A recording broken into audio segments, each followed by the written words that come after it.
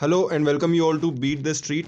आज हम बात करने वाले टाटा की एक बेहतरीन सब्सिडरी के रिजल्ट आ चुके हैं टाटा स्टील के।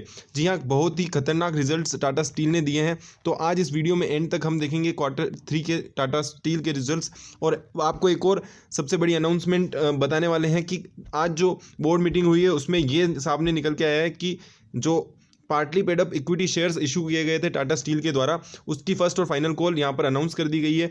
तो उससे रिलेटेड एक और वीडियो, हम पूरा डिटेल वीडियो लाने वाले हैं जिसकी रिकॉर्ड डेट क्या होगी या उसकी अनाउंसमेंट से रिलेटेड पूरा जो डिस्कशन है कि किस तरीके से उसमें पेमेंट होगा।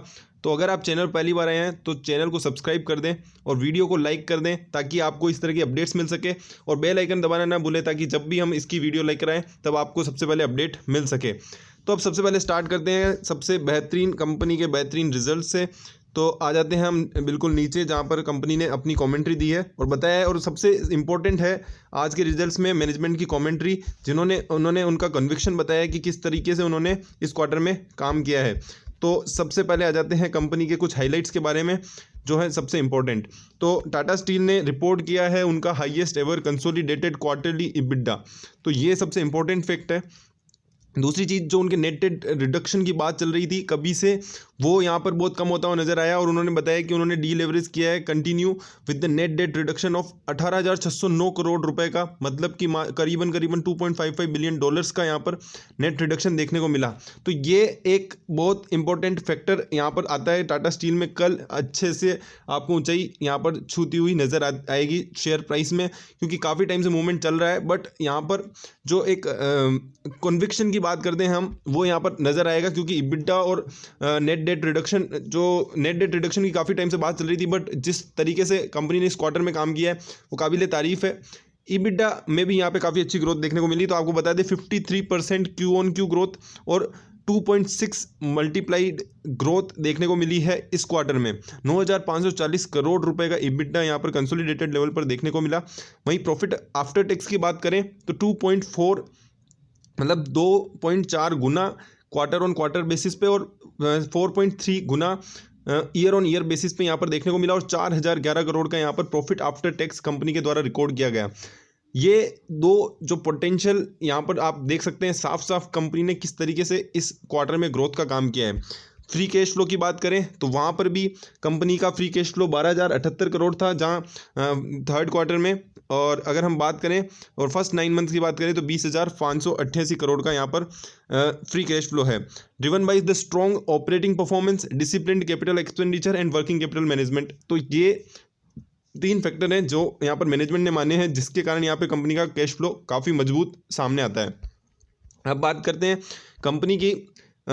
The company continues to prioritize on the capital expenditure. It spent 1,394 crores on the capex during the quarter. तो कंपनी ने कॉम्प्रोमाइज़ नहीं किया है, जबकि इसको प्रायोरिटाइज किया है। कैपिटल एक्सपेंडिचर से रिलेटेड बात करें तो 1,394 करोड़ का यहाँ पर कैपिटल एक्सपेंडिचर किया गया, जिसमें उन्होंने बताया कि उनका जो पेलेट प्लांट था और जो cold roll mill complex at Tata Steel Kalinga Nagar करके जो जगह है, वहाँ के जो दोनों प्लांट है उसे वापस से रीस्टार्ट कर दिया गया है, क्योंकि कोविड के चलते उसे बंद किया गया था, और वहाँ के जो मार्जिन्स हैं वो काफ़ी एक्सपेंड देखने को मिले। Both the pellet plant and the cold roll mill complex once completed will expand. तो जैसे ही ये कंप्लीट होंगे तो यहाँ पर मार्जिन्स और सुधरते हुए नजर आएंगे, जो आपको आने वाले क्वार्टर्स में काफ़ी बेहतरीन रिजल्ट्स देखने को मिल सकते हैं। तो ये जो 3 अपडेट्स हैं वो सबसे इंपॉर्टेंट है। अब चौथी अपडेट आप सुन लें। चौथी अपडेट में आता है कि डी लेवरेजिंग प्लान जो उनका चल रहा था, काफ़ी बड़ा प्लान था, उसमें डेट रिडक्शन किया गया है इस फर्स्ट 9 मंथ्स में 18,609 करोड़ रुपए का। जी हाँ, 18,609 करोड़ छोटी मोटी रकम नहीं है। टाटा स्टील के लिए काफ़ी बड़ा अमाउंट जो उन्हें डेट रिडक्शन का प्लान बनाया था उसमें काफ़ी बड़ा यहाँ पर अमाउंट कम होता हुआ नजर आया। थर्ड क्वार्टर की बात करें तो करीबन 10,325 करोड़ रुपए डी लेवरेज किए हैं और कम किए हैं, जिसे हम बोल सकते हैं। तो ये कंपनी को आने वाले टाइम में कंपनी Q4 में भी बता रही है कि किस तरीके से वो आने वाले टाइम में और डी लेवरेज करने वाली है और अपने नेट डेट को कम करने वाली है। तो ये एक बहुत ही पॉजिटिव पॉइंट निकल के आता है, क्योंकि किसी भी बैलेंस शीट को जब हम देखते हैं और उसमें अगर डेट ज़्यादा होता है तो कंपनी के शेयर होल्डर्स हो या चाहे कोई भी हो, तो वहाँ पर एक कंसर्न जरूर नज़र आता है कंपनी की लिक्विडिटी के साथ साथ कंपनी की प्रॉफिटेबिलिटी और आने वाले समय में कंपनी किस तरीके से परफॉर्मेंस करेगी। बट टाटा स्टील ने जिस तरीके से पूरे साल इस साल में जिस तरीके से काम किया विदाउट मतलब कोविड होने के बावजूद कंपनी ने इतना स्ट्रॉन्ग परफॉर्मेंस दिया है जो एक काबिल तारीफ़ है। और आने वाले समय में देखने को आपको और बेहतरीन रिजल्ट मिलेंगे क्योंकि जिस तरीके से कंपनी के जो मर्जर हुआ वो भी काफ़ी अच्छा प्रोग्रेस कर रहा है। टाटा स्टील बीएसएल मर्जर उन्होंने बताया कि काफ़ी अच्छे से प्रोग्रेस कर रहा है। वहीं उन्होंने बताया कि मर्जर ऑफ टाटा मेटालिक्स और India steel and wire products जो कि उनके साथ भी यहाँ पे कंपनी के प्रोडक्ट्स आने वाले हैं जो अंडर वे हैं। तो ये कुछ बेहतरीन पॉइंट्स यहाँ पर निकल के आते हैं। India operations crude steel production remained strong at 4.6 million tonnes registered 3% year on year growth. तो यहाँ पे क्रूड स्टील की प्रोडक्शन की बात करें तो करीबन 4.6 मिलियन टन्स का रहा। वहाँ per year on year growth की बात करें तो 3% की ईयर ऑन ईयर ग्रोथ देखने को मिली। डोमेस्टिक डिलीवरी में 8% की क्यू ऑन क्यू और 4% ईयर ऑन ईयर बेसिस पे ग्रोथ देखने को मिली।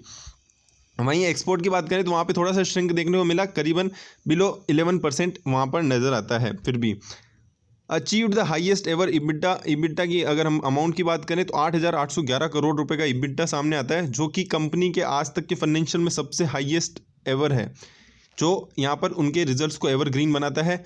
46% क्यू ऑन क्यू ग्रोथ और 214% ग्रोथ मिली है वाई ऑन वाई बेसिस पे।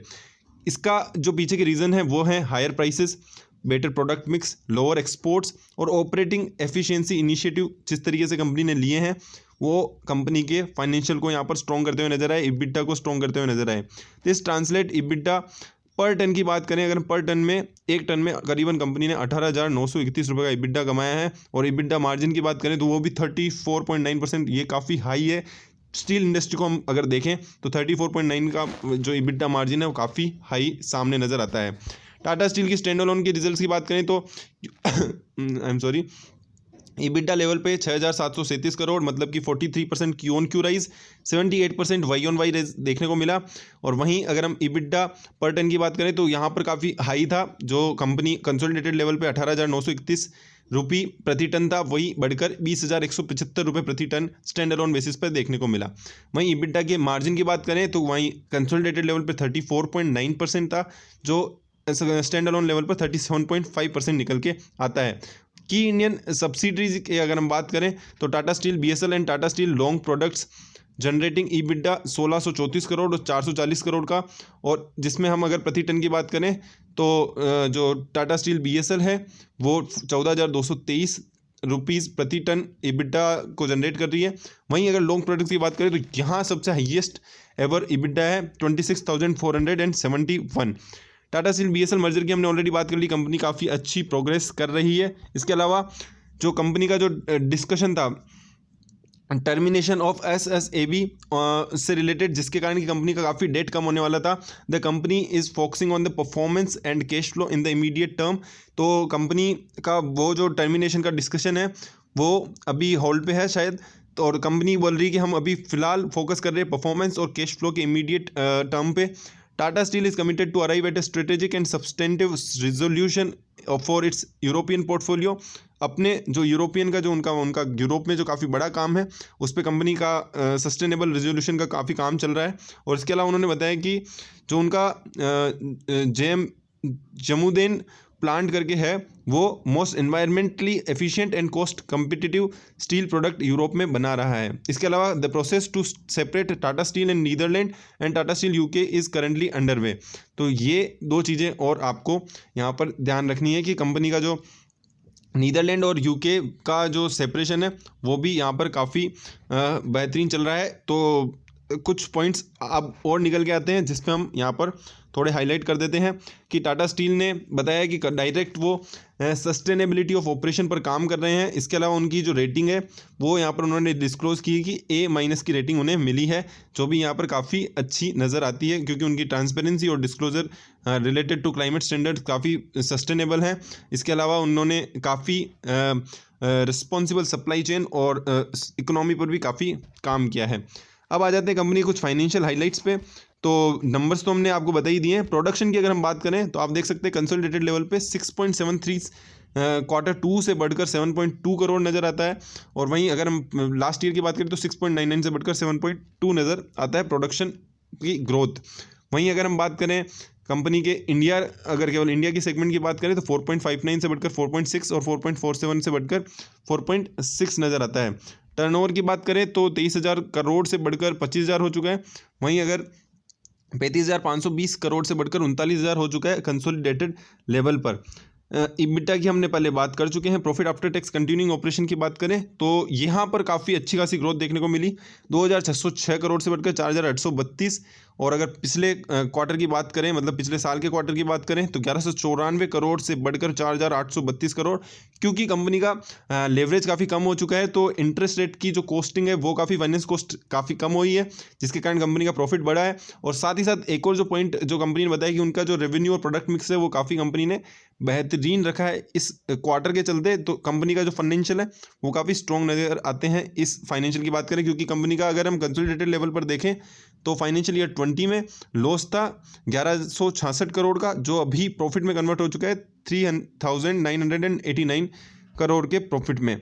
ये कुछ फैक्ट्स निकल के आते हैं। अब आ जाते हैं मैनेजमेंट कमेंट्री, जो जान लेना बहुत ज़रूरी है और एक काफ़ी पॉजिटिव पॉइंट यहाँ पर कैटर करता है। टीवी नरेंद्रन जो कि सीईओ और एमडी हैं, उन्होंने बताया जो मेन रीज़न कंपनी के फाइनेंशियल और इस क्वार्टर के ग्रोथ के, वो बताया उन्होंने कि ग्लोबल और इंडियन इकोनॉमी में काफ़ी इंप्रूवमेंट देखने को मिला। उनका मानना था कि स्टील डिमांड काफ़ी ग्रोथ देखने को मिली। उन्होंने बताया कि जो डोमेस्टिक मार्केट है साथ ही साथ लोकल कस्टमर है, और बाई रिड्यूसिंग एक्सपोर्ट को उन्होंने रिड्यूस करके डोमेस्टिक मार्केट और लोकल कस्टमर पे काफ़ी रिक्वायरमेंट को काफ़ी फुलफ़िल किया। और उन्होंने बताया कि किस तरीके से उनका जो फोकस है लगातार customer relationship, supplier distribution network, branding, new product development में लगा हुआ है, जिसके कारण कंपनी के जो फाइनेंशियल है काफ़ी सुधरते हुए नजर आए। और बाकी उन्होंने पैलेट प्लांट और कलिंगानगर प्लांट की भी बताया कि उसके कारण यहाँ पर काफ़ी आने वाले समय में कॉस्ट रिड्यूस होगी और रेवेन्यूज़ काफ़ी इंप्रूव होते हुए नजर आएंगे। और उन्होंने बताया कि इबिटा मार्जिन भी हमारा काफ़ी बेहतरीन रहा है इस क्वार्टर में। और इबिटा की तो आपको बताइए कि हाईएस्ट एवर इबिटा देखने को मिला। वहीं कौशिक चटर्जी की बात करें जो कि एग्जीक्यूटिव डायरेक्टर एंड सीएफओ हैं, उन्होंने बताया कि कंपनी का इबिटा हाईएस्ट एवर है। फ्री कैश फ्लो भी कंपनी के काफ़ी स्ट्रॉन्ग फ्री कैश फ्लो है 12,000 करोड़ के लमसम। और इबिटा में काफ़ी अच्छी ग्रोथ देखने को मिली। और मर्जर्स आने वाले समय में होने वाले हैं तो ये कंपनी के फाइनेंशियल को आने वाले समय में काफ़ी स्ट्रॉन्ग बनाते हैं। और क्वार्टर 4 के हमारे जो रिजल्ट्स होंगे जो काफ़ी स्ट्रॉन्ग नज़र आएंगे।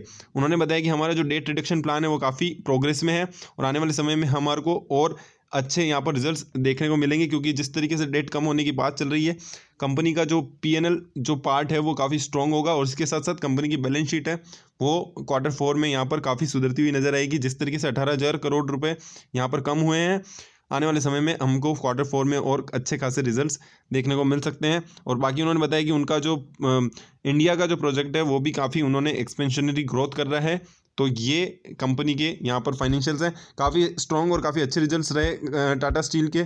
और आने वाले समय में यहाँ पर कंपनी ने बताया कि वो उनकी फर्स्ट और फाइनल कॉल यहाँ पर अनाउंस की है। और उन्होंने बताया कि उसकी जो रिकॉर्ड डेट है वो 19 फेब है, जिस पर हम एक डिटेल्ड वीडियो लेकर आएंगे कि आपको 19 फेब और ये किस किस के लिए एप्लीकेबल है। टाटा स्टील की जो पार्टली पेड अप कॉल्स हैं वो केवल टाटा स्टील ईपी करके जो ट्रेड होता है केवल उसी के लिए एप्लीकेबल है। अगर आपने टाटा स्टील का पूरा शेयर खरीदा है तो आप पर एप्लीकेबल नहीं है। ये पार्टली पेड अप शेयर्स के लिए उनकी ही केवल लास्ट कॉल है।